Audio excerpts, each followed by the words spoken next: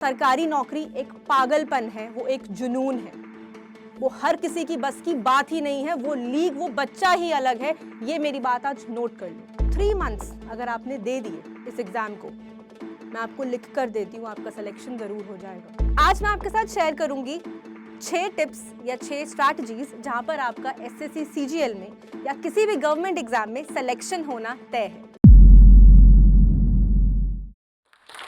We can we will, मेरे लिए ये एक कोट बहुत काम किया है और मैं आशा करती हूँ, उम्मीद करती हूँ कि आप लोगों के लिए भी ये बहुत काम करेगा, क्योंकि आपको आपके मुकाम, आपकी मंजिल, आपकी सिलेक्शन 2024 में जिस दौड़ में आप भाग रहे हैं ना, वो ऑफर लेटर, वो ज्वाइनिंग लेटर आपके हाथ में आ जाए, इससे बड़ी खुशखबरी क्या है किसी की लाइफ में। नमस्कार, मेरा नाम है अमृत कौर, एक यूट्यूब इंग्लिश एजुकेटर हूं मैं, और यहाँ पर कुछ खास टिप्स कह लीजिए या कुछ खास स्ट्रैटेजीज कह लीजिए जो मैं आपके साथ डिस्कस या फिर शेयर करना चाहती हूँ। आइए डिस्कस करते हैं कुछ टिप्स। तो जब ये जर्नी शुरू होती है, हमारे अंदर वो एक जुनून, एक पागलपन होता है, लेकिन कहीं ना कहीं 1 महीने, 2 महीने, 3 महीने बाद हम वापस उसी लाइन में आ जाते हैं। यानी कि जब शायद आप प्रेपरेशन शुरू करते हैं तो आपका जज्बा, जुनून, मोटिवेशन यहाँ होता है, बट जो ग्राफ है ना, ये ऐसे ही रह जाता है। फिर इस ग्राफ को उठने में टाइम बहुत लगता है, जिसका मतलब है जब आप सिलेक्शन की दौड़ में भाग रहे हैं, इस रेस में भाग रहे हैं, आपके एनवायरमेंट, आपका साथ लोग क्या हैं, आपके फ्रेंड्स कौन हैं, आपकी फैमिली सपोर्टिव है या नहीं है, आपके रिलेटिव्स आपको क्या सुझाव दे रहे हैं, बट मोस्ट इंपॉर्टेंट आपके जो व्हाट्सएप, इंस्टाग्राम ग्रुप्स में आप चैट करते हैं, या फिर आपके जो कंपेनियंस हैं, आपके फ्रेंड्स, आपके मेंटोर्स कौन हैं, क्या वो आपको पॉजिटिव करते हैं या फिर कहीं ना कहीं बोलते हैं यार मुझसे ये नहीं हो रहा, मुझसे वो नहीं हो रहा, और बस आपको नेगेटिव करके छोड़ देते हैं। यहीं पर एक फर्क है कि आपका एनवायरनमेंट कैसा है। अगर आपका एनवायरनमेंट अच्छा है, यकीन मानिए आपकी आधी तैयारी, आधा मोटिवेशन और आधी पॉजिटिविटी तो वहीं से ही आ जाती है। तो प्लीज, जब आप उठ रहे हैं, बैठ रहे हैं, आप कुछ रीड कर रहे हैं, बहुत टाइम इंस्टाग्राम पर जाया हो जाता है, इसलिए करें क्या कि कुछ इंग्लिश के एप्लीकेशंस को डाउनलोड कर लीजिए, कुछ इंग्लिश के चैनल्स को फॉलो कर लीजिए, चाहे वो स्नैपचैट हो, इंस्टाग्राम हो, व्हाट्सएप ग्रुप्स हो, या फिर कुछ भी न्यूज चैनल्स हो, ताकि आप मैक्सिमम इंग्लिश उठते बैठते जागते सोते, बजाय कि आप स्क्रॉल कुछ और कर रहे हैं, आप स्क्रॉल ये करें और फिर उन्हीं वर्ड्स को अपनी डेली लाइफ में, अपने घर पर यूज करना शुरू करें। जब आप मैसेजेस करते हैं, टाइप करें, उनको बोलें, बिकॉज इंग्लिश एक लैंग्वेज है। यकीन मानिए, लैंग्वेज चाहे फ्रेंच हो, चाहे हिंदी हो, पंजाबी हो या फिर इंग्लिश हो, जितना आप ज्यादा बोलेंगे ना, उतना ज्यादा फ्लुएंट होंगे। सो स्पीकिंग एंड द फ्लुएंसी, ये दोनों की दोनों डायरेक्टली प्रोपोर्शनल है। अब हम बात करेंगे कुछ खास स्ट्रैटेजीज की जो शायद मेरे हर गवर्नमेंट एग्जाम के स्टूडेंट को, या फिर एसएससी एग्जाम जब आप क्रैक करने का सोच रहे हैं, वो स्टूडेंट को जरूर फॉलो करने चाहिए। वो कुछ टिप्स। स्ट्रैटेजी नंबर 1, 8 + 8 + 8, यानी कि 8 hours sleep, 8 hours study and 8 hours relaxation. अब उस रिलैक्सेशन में क्या है, आप म्यूजिक सुनिए, आप रनिंग पे जाइए, आप जिम जाइए, you can talk, you can chat, what ever you want. I will never say कि 16 घंटे पढ़ो, 12 घंटे पढ़ो, बिकॉज उस दौरान आप अपना 100% नहीं दे पाते हैं। बट अगर आप 8 घंटे सो रहे हैं ना, आपकी आधी तैयारी भी उतनी पॉजिटिविटी से हो रही, क्योंकि आपकी नींद, आपका दिमाग, आपकी बॉडी फोकस्ड है। अब वो जो 8 घंटे पढ़ना है ना, भूल जाओ दीन दुनिया, भूल जाओ कोई शादी ब्याह, कोई कुछ भी आपकी जिंदगी में वो मैटर नहीं करना चाहिए, क्योंकि अगर आपने ये 3 महीने प्रेपरेशन के लिए दे दिए, आइडियली इट इज 6 मंथ्स, क्योंकि अगर आपको अपना बेस बनाना है, फाउंडेशन से तैयारी, बिल्कुल जीरो से, स्क्रैच से तैयारी करनी है, तो इट इज 6 मंथ्स। अगर आप इंप्रूवमेंट, जिसको आप रैंक इंप्रूवमेंट बोलते हैं, उसकी तैयारी कर रहे हैं, तो 3 मंथ्स अगर आपने दे दिए इस एग्जाम को, मैं आपको लिख कर देती हूँ, आपका सिलेक्शन जरूर हो जाएगा। स्ट्रैटेजी नंबर 2, एक टाइम टेबल। आइए स्कूल लेकर चलती हूँ। स्कूल टाइम पे क्या होता था, हम सुबह उठते थे, तैयार हुए, लंच पैक करा, स्कूल गए, एक टाइम टेबल फॉलो करते थे ना, तो मतलब एक 360 डिग्री अप्रोच थी। इस समय पे ये कर रहे हैं, इस समय पे ये लेक्चर है, इतने बजे खाना है, इतने बजे छुट्टी हो जाएगी, इतने बजे घर आ जाएंगे। यानी कि कहीं ना कहीं कॉलेज तक आते आते ये जो 360 डिग्री अप्रोच है ना, ये सिर्फ 180 तक ही रह जाती है, और वो जो सर्कल पूरा होना होता है वो एक सेमी सर्कल ही बना रह जाता है। सच बोल रही हूं या नहीं दोस्तों? इसीलिए बोलती हूँ कि जो हम स्कूल में करते थे, जो शुरू से करते आ रहे हैं, उसको कभी भूलना नहीं चाहिए ना। पर हम कॉलेज में जाते हैं, लेक्चर्स बंक करते हैं, मूवीज देखने जाते हैं, और कहीं ना कहीं फोकस सारा गड़बड़ा जाता है। तो आज भी फोकस करें, टाइम टेबल बनाइए, सुबह उठिए, कब करंट अफेयर्स पढ़ना है, कब इंग्लिश पढ़ना है, कब मैथ्स पढ़ना है, कब रीजनिंग पढ़ना है, समय दीजिए, उस समय के अकॉर्डिंग अपने ऊपर काम कीजिए। Strategy number 3, smaller goals versus bigger goals. हम बहुत बहुत बड़े गोल्स बना लेते हैं, और शायद जब वो गोल्स पूरे नहीं होते तो हम बहुत नाउम्मीद हो जाते हैं, बहुत बुरा लगता है, बहुत धक्का लगता है, क्योंकि हमारा शायद सपना ही बड़ा था। स्मॉलर गोल्स का मतलब यहां पर ये है, आपने एक मैथ्स का टेस्ट उठाया, कोशिश करो एक मॉक टेस्ट ना लेकर एक टॉपिक वाइज टेस्ट करो। ये मेरे लिए बहुत काम किया है, एंड आई एम श्योर आपके लिए भी करेगा। जब आपके छोटे छोटे गोल्स पूरे होते हैं ना लाइफ में, तो कहीं ना कहीं हम उम्मीदवार हो जाते हैं, हम इस सोच में होते हैं, इस खुशी में एक और चीज अच्छी कर जाते हैं कि हमारा एक गोल तो अचीव हो गया। और ये बहुत स्ट्रैटेजी काम आती है, चाहे वो एग्जाम्स हो या फिर चाहे आप किसी नौकरी में क्यों ना हो।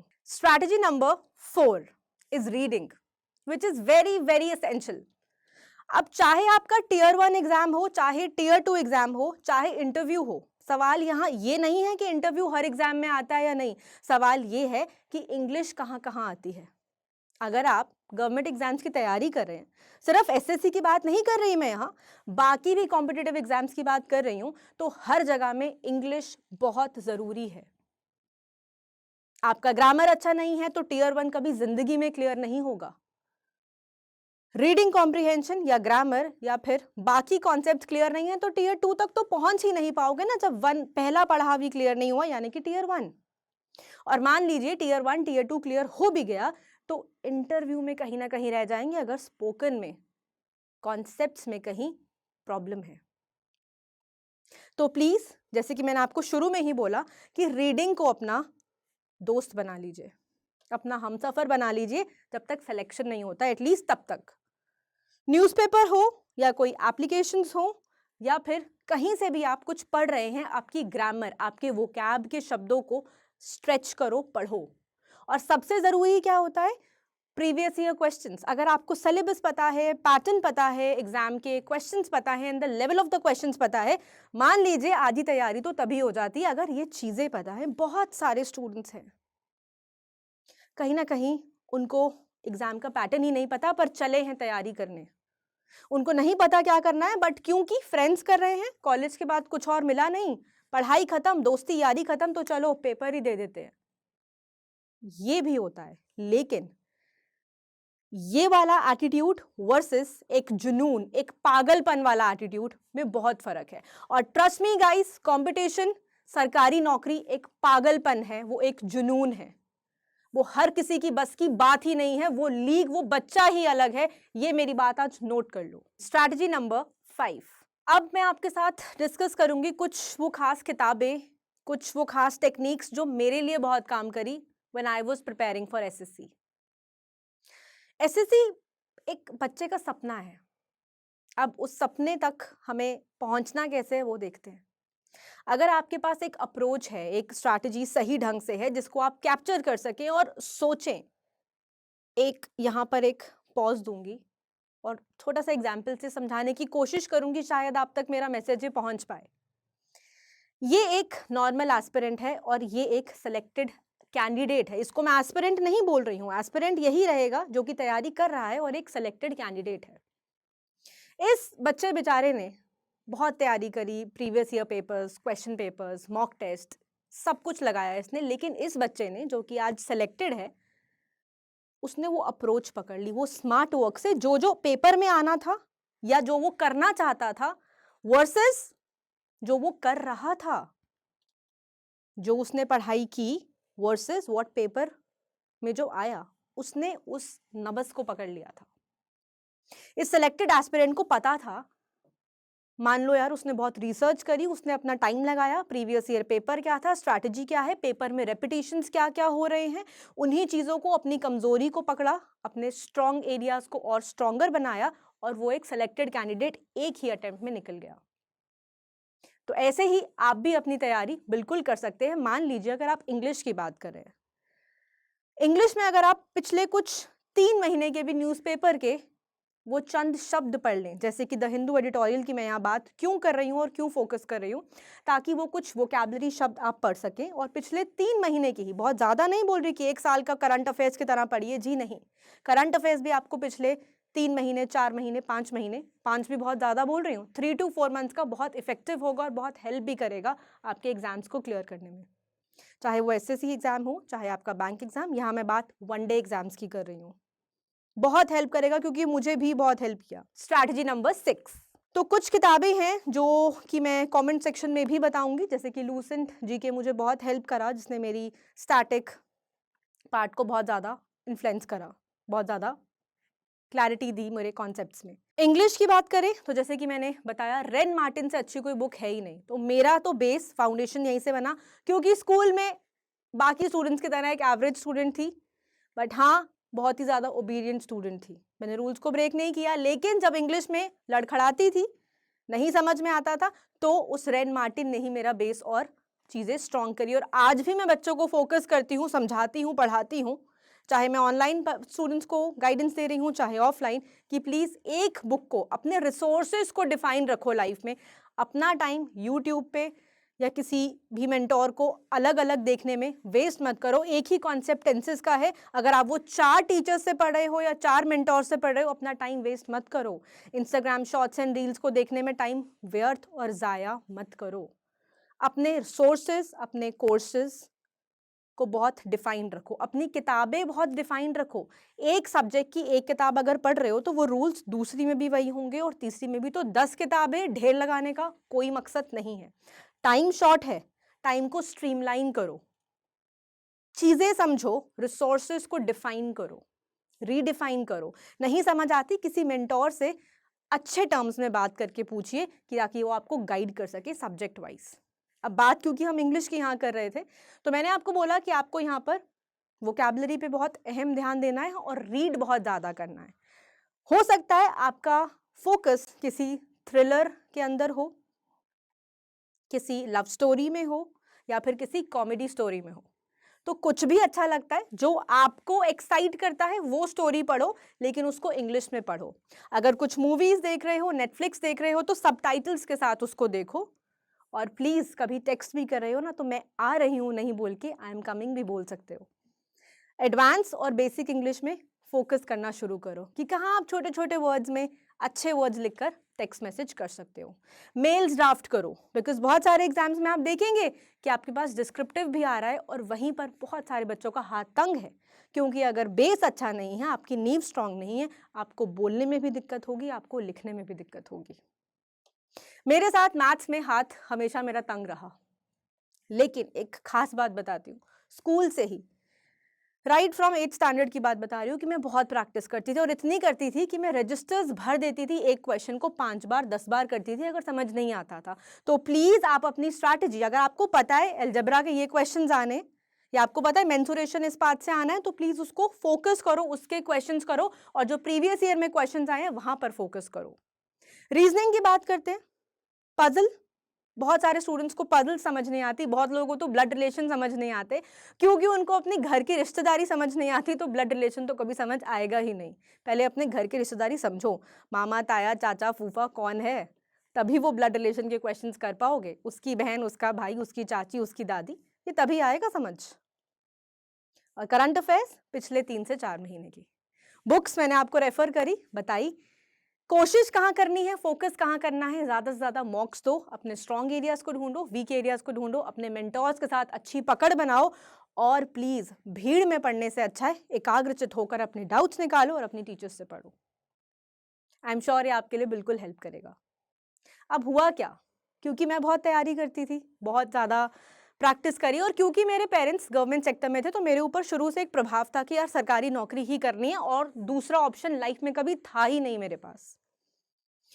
जब मैंने बहुत तैयारी करी, उस तैयारी के बाद हुआ क्या, एसएससी का 1 अटेम्प्ट, 2 अटेम्प्ट, 3 अटेम्प्ट देती चली गई, क्योंकि यहाँ पर नंबर ऑफ अटेम्प्ट्स की लिमिट नहीं है, यहाँ पे उम्र की लिमिट है। अब होता क्या था, कभी मेंस रह जाता था, कभी प्री ही नहीं निकल पाता था, जैसे कि टीयर 1 टीयर 2, यहाँ प्री मेन से मेरा ये मानना है। टीयर 2 में कुछ नंबर से रह गया, और एक बार जब पहला अटेम्प्ट दिया तो टीयर 1 ही नहीं हुआ था, लेकिन तैयारी बहुत करी थी, और वो तैयारी करते करते ही इतनी ब्राइट हो गई मैं कि बहुत सारे स्टूडेंट्स का सिलेक्शन हुआ। और वो आज भी स्टूडेंट्स हर साल जब एग्जाम्स होते हैं, चाहे बैंक हो, चाहे एसएससी हो, चाहे और कॉम्पिटिटिव एग्जाम्स हो, तो जब भी उनका सिलेक्शन होता है, क्योंकि मैंने मल्टीपल चैनल्स पर पढ़ाया है, मल्टीपल एग्जाम्स के लिए, मल्टीपल बैचेस के लिए पढ़ाया है, तो वो आज भी बच्चों का मैसेज आता है कि मैम आपके ज़रिए या आपकी वजह से ये एग्ज़ाम क्लियर हुआ या कॉन्सेप्ट क्लियर हुआ। तो आज बहुत दिल को एक सेटिस्फैक्शन मिलती है, एक सुकून मिलता है। और करो वही जहाँ पर आपका दिल खुश हो, जहाँ पे आपकी रूह खुश हो। तो प्लीज़ मैं आप लोगों से यही बोलूँगी, दरख्वास्त करूँगी, जहाँ जहाँ जो जो एरियाज़ आपके कम लग रहे हैं या आपको मजबूत करने हैं, उन पर अपनी पकड़ बनाओ। अगर मॉक में नंबर नहीं आते तो टॉपिक वाइज पेपर सॉल्व करो, टॉपिक वाइज भी तो टेस्ट होता है ना, उसको सॉल्व करो। इंग्लिश के ग्रामर को सॉल्व करो, मैथ्स में अलजेब्रा सॉल्व करो, रीजनिंग में पजल सॉल्व करो, एंड XYZ। कहने का भावार्थ, जो टॉपिक वीक है उसके 50 क्वेश्चन कर डालो, 100 क्वेश्चन कर डालो, उसको घोट कर पी जाओ, तभी सिलेक्शन होगा। और वो पागलपन अगर नहीं है तो सिलेक्शन भी नहीं है। तो अंत में ये जरूर बोलेंगे, वी कैन, वी विल। अगर आपके अंदर वो इच्छा है, वो चाह है, वो कामना है, वो अभिलाषा है कि आप इस चीज को कर सकते हैं। एक बात याद रखिएगा, एक डिजायर और एक वांट में फर्क होता है।